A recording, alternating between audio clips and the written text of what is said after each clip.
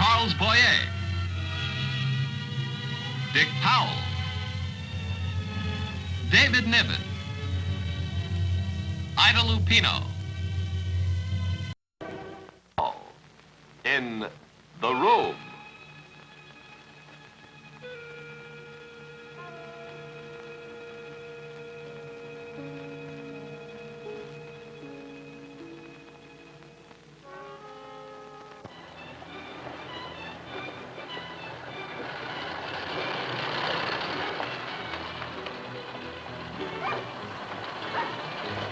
Here we are. Is it? An excellent house, you will see. Let me show you the interior, sir. Fine house and a good neighborhood. Why, I myself live right down the street. Well, why didn't you say so? You like it? Si. Let's take a look at it. Is not the house supremely beautiful, sir? Yeah, supremely. Is this the only house you can show me? Hey, not only the only, but also the finest house. The most supreme house. Si. What are you, the official yes man? A brilliant boy. He lives down the street with his uncle Federico. We are neighbors. His mom and papa. Hey, Jaime, tell the gentleman, who was the welterweight champion of the world for the longest period of time? Sugar Ray Robinson, 147 pounds, 4 years, 2 months, and 20 days. Well, Buddy, the gentleman does not know about my Selena. My own daughter, a tiger for cleanliness. Such a good worker, it's hard to believe. The boy knows Selena. Am I telling the truth? Si. Yeah, all right, I'll take it. Is the advance okay? Supremely okay. Very seldom do the tourists honor our village. Mostly they stay in Havana or by the sea. Well, I'm not exactly a tourist. I'm a doctor. Doctor? That's right. Now, you tell all your friends I'll treat their aches and pains supremely reasonable. Let's get my luggage. No, the house is not for rent. You just took my money. Take your money. The house is not for rent. Why is the house suddenly not for rent? You did not tell me you were a doctor. So? I do not own the house. I am only the agent. I follow instructions. You took my money. You told me the house was for rent. I need a house. I'm sorry, a deal is a deal. Take your money and do not come back. I don't know what you're talking about.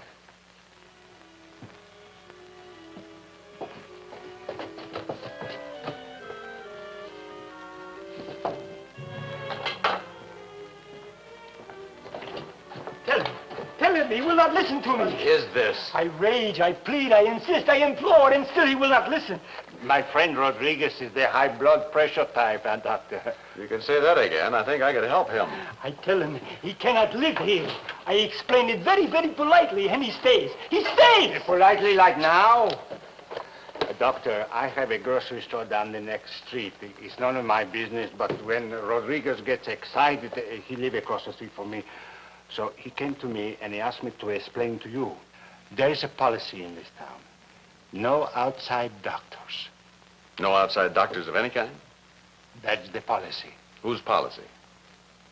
Doctor, we are a very ancient town. We have beliefs and customs that may not make sense to somebody from the outside world. Doesn't make any sense to me at all. You know what attracted me to your ancient town? You're a stone's throw from Havana, one of the most civilized cities in the whole world. And yet half your children die before they reach the age of 10. The highest death rate from malaria and yellow fever. And yet not one doctor in a town of nearly 3,000. Well, what you say may be true, but what can we do? These are our ways, and have been for many centuries. Well, somebody ought to look after you.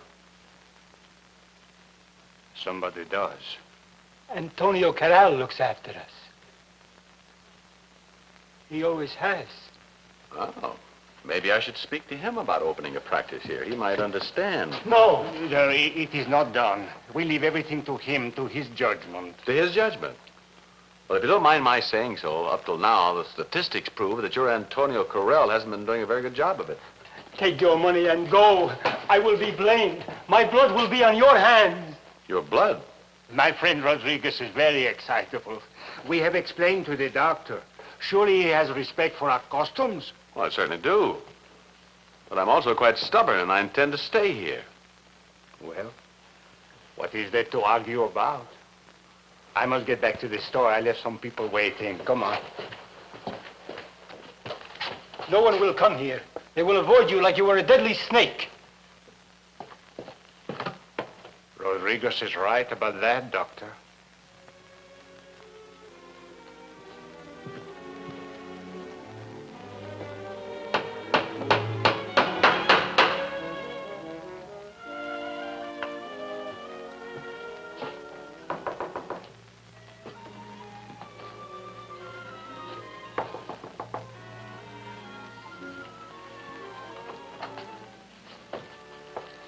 My name is Sarina. This is for you. $93. My dead mama's bracelets. My own earrings purchased in Havana. If you will only go. For a second, I thought I was about to receive my first patient. Your father's Juan Rodriguez, isn't he? Yes. You will go? I thought so. It's a very dramatic family. They are very lovely. They cost 200 pesos.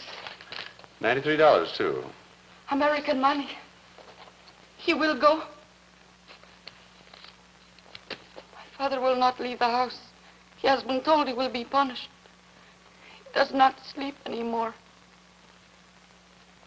Why are you doing this to us? Serena, what's wrong with this town? It looks like any other village around here. Dirt streets, stucco houses, dogs, kids, mosquitoes. But you have no church, you have no school. People seem to live in terror. I walk the streets and people turn away from me like I had the plague. I try to talk to them, their faces turn to stone. What is it? What are they afraid of? Is it this Antonio Carrel?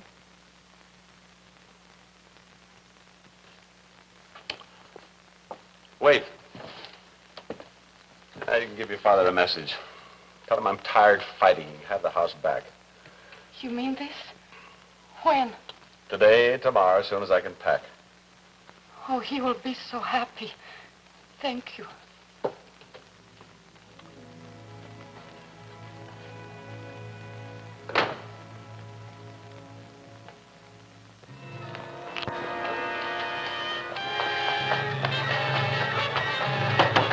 Come in. Dr. Graham. Oh, did you come back for your treasures? No one will help me. What's wrong? My father. Yes? Something has happened to him. Our house is marked for death. I cannot get inside. And they are all afraid to help me. Come on.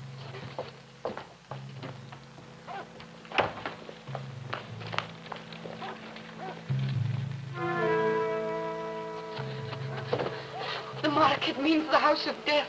You mean that? Probably some children put it there. And you can't get in.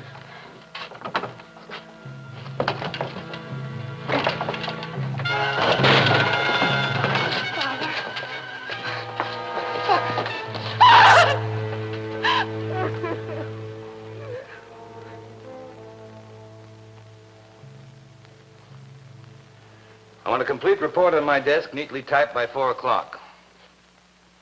And drive carefully, no hurry. At 4 o'clock, my learned autopsy surgeon will startle me with the information the poor man died of a broken neck. Another triumph for science. I can talk to her now? Well, she's quiet. And be gentle.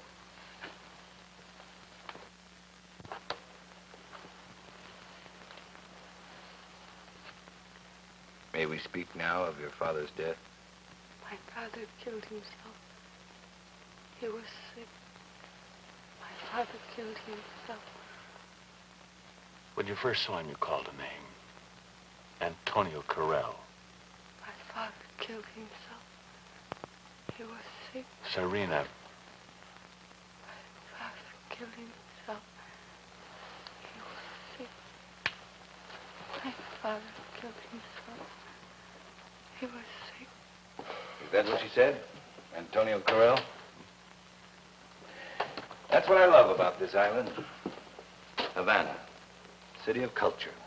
Wide boulevards, neon lights. But take a dusty road this far inland and you're back in the jungle. Dancing to voodoo drums. Voodoo drum. You don't know about Carrel? The deathless one? Only that he evidently has this town in the grip of terror. And Madame Eva Corral. You've never heard of her? She was a voodoo queen on this island. Around 1720. She's buried quite near here. Her husband was the supreme voodoo man. They say he came from Haiti. They say his eyes glow in the dark like a yellow flame. They say his voice...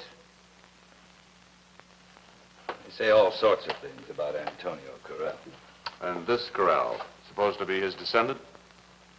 My good doctor, this is the same man. This is what they believe. What kind of idiotic nonsense? What is it, a racket, a cult? According to what we hear, each succeeding generation of Corrals act as sort of guardians for Antonio, collecting tribute from the people year after year. Why do the people give it? They've been taught from childhood they have to pay it to live.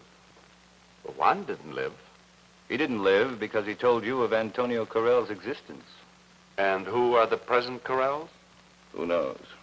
It's like trying to catch hold of a handful of smoke.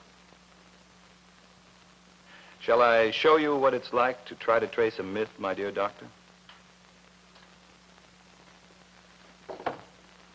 Bring them in.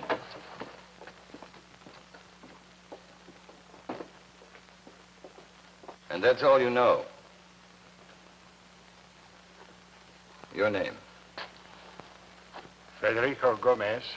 What do you do in the town? I have a grocery store. You knew the dead man? Yes. You see, Doctor, so far everything is fine. We are entertaining the thought he might have been killed by those who work for Antonio Corral. See the eyes go blank, Doctor? The jaw muscles tighten? I'm talking to you about Antonio Corral. I know of no such name. And the Corral family. You never heard of them? Where they are, where they live. No. You never pay a tribute. Your father before you never paid a tribute, nor his father. You see, Doctor? You've never heard the name Corral, and you don't know what I'm talking about. And you know nothing about Antonio Corral? You don't know who they are. I asked you about Antonio Corral. Isn't it amazing, Doctor? But no one, absolutely no one, has even heard the name Corral. Is your daughter? What is it? How long has she had this fever? How long has she had this fever? Officer, get her back in here. On what charge? The child is running a very high temperature. That's not considered against the law. Well, it could be meningitis, diphtheria, anything. What's the matter with you people? It's your fear of Antonio Corral that keeps me from helping you. I've studied the medical histories of the world. I tell you, there cannot be such a man. It's your fear that keeps you in rags and in filth and in ignorance. It's killing, crippling your children. Don't you know that? You're cowards. You're crawling cowards. Let them go, Sergeant. Where do you come from, Doctor? Oh, a sensible little place called Des Moines, Iowa. And what do people fear in Des Moines, Iowa? Certainly not this rubbish. Doctor, you're not thinking. Don't you know you can't reason with fear? But how does a thing like this get started? Come with me. I'll show you.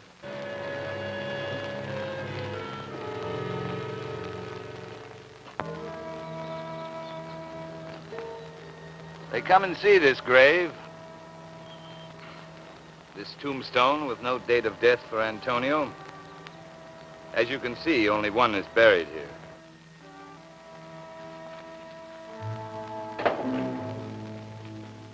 What is this? One of the earlier corral houses, oh, maybe 80, 90 years ago. Dynamite was used.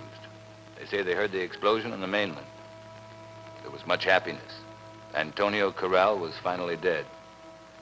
But within a week, the men who placed the dynamite began dying. Antonio Corral's brand burned into their flesh. You don't believe in Antonio. I'm a policeman. I don't believe in anything. And then why this sightseeing tour? I like you. I hope you stay here a long time and cure a lot of stomach aches. But if these are going to be your people, You should understand their fears. Lieutenant, haven't you heard? They've got orders to keep their stomach aches to themselves. In time, Dr. Graham. No. No, Lieutenant, I haven't got the patience. I'll remember them and their fears most kindly when I'm back in Des Moines, Iowa.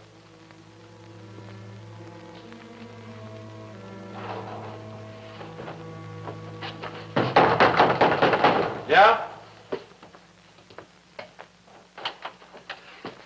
My boy, he's sick. Put him on the table here.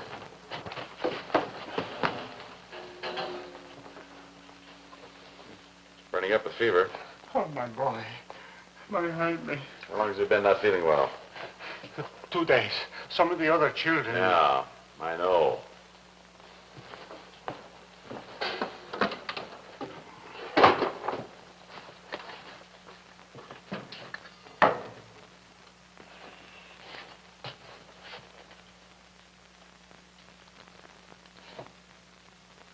What is it? It could be diphtheria. The way the membranes in his throat are beginning to swell up. We'll have to work fast. Roll up the sleeve.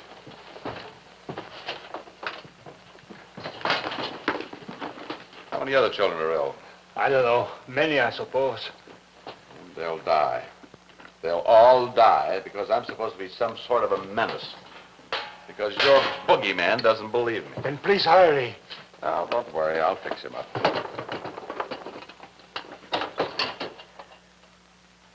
What about the others? I don't know. That medicine ain't gonna fix my boy? Oh, it could. All I have to do is inject this properly. It starts working within seconds. Then please hurry. Like I say. What about the others? Save my boy!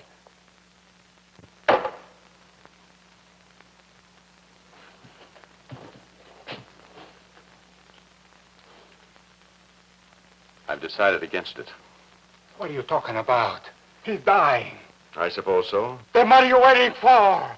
I have money, all the money you want. I don't want money. All I want to know is where can I find the house of Antonio Corral? I don't know what you're talking about. Well, then that's too bad. How can you do this? In another week, 100 children will be in the same condition he is, with no one to help them. All because your Antonio Corral doesn't approve. Now, where is he? Where can I find the house of Antonio Corral? Where?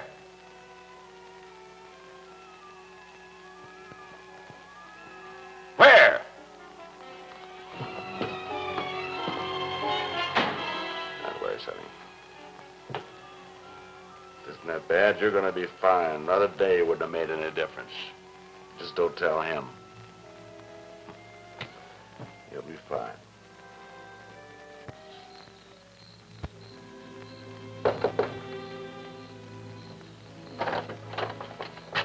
I came to tell you about the boy. You did not let him die. No. He pepped up a little while after you left and then went back to sleep after telling me all about the flyweight champion of the world. Where's he now? He's asleep on my couch. A friend of Serena's is watching him.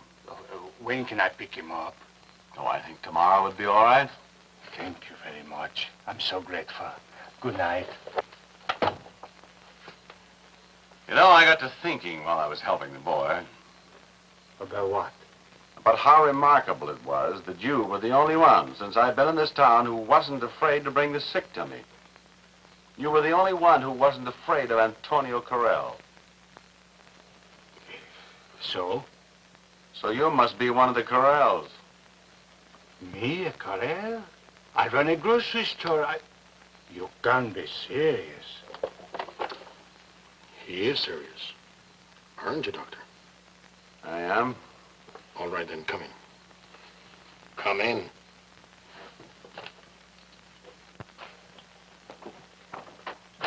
I told him to take the boy to my doctor in Havana. It was too late. He would have died. He would have died. My brother lives here in town to mix with the people and watch things. And he's told me all about you. You must be some kind of an idiot. Why? Because I don't believe in Antonio Corral? Because you've interfered in something that's none of your business. Well, in the interest of science. I wanted to take Antonio's blood pressure, listen to his heart, write him up in all the medical journals. And so you finally reached him. You are to be congratulated, Doctor. He doesn't look a day over 40. You think it's me? You think that's all there is to this story? You think that's just it?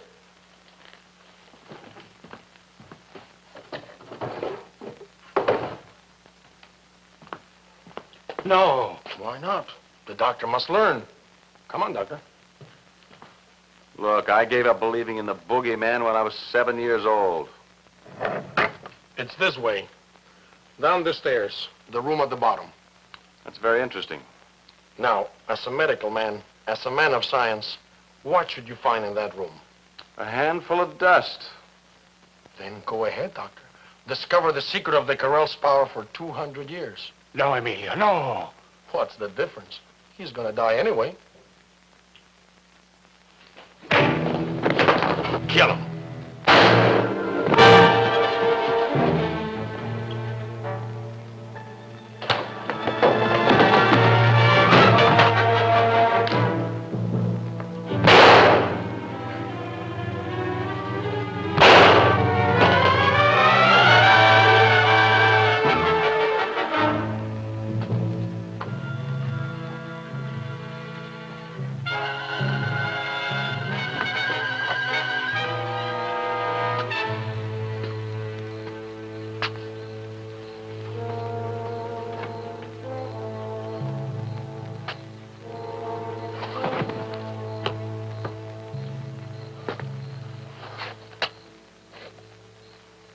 I found your Carells. 2 of them. You wait there, I'll bring you Antonio. No! You must not! What's the matter? Don't you want me to know? No!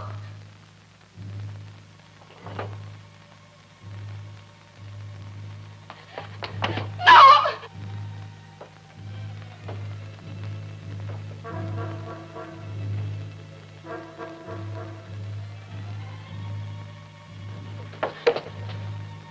If you open that door, something terrible would happen.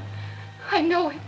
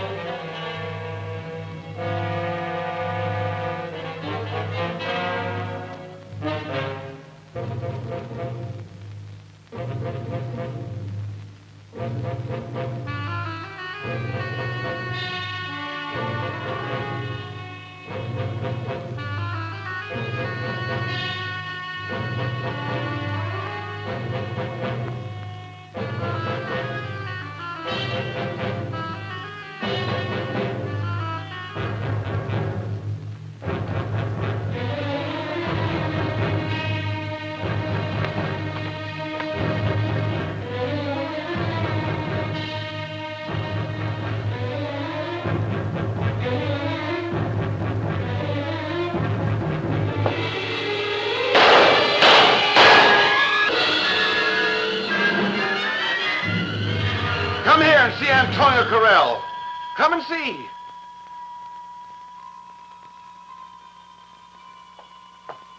Look. Look at what's enslaved your people all these years. See why Antonio Carell couldn't be destroyed. Look.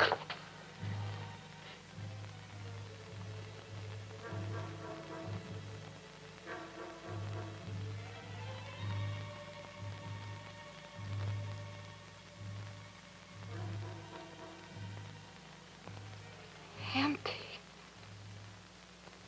Empty. Yes, empty. Antonio lived and died in his own time just like anybody else. But the Carells kept the myth alive from generation to generation, to hold this town in fear, to squeeze you dry, to make you their private slaves. And all done with a flickering candle. Pretty, huh? Well, maybe we've learned something. Maybe that's what fear is. An empty room waiting for somebody to open the door and let the fresh air in. Go tell your people.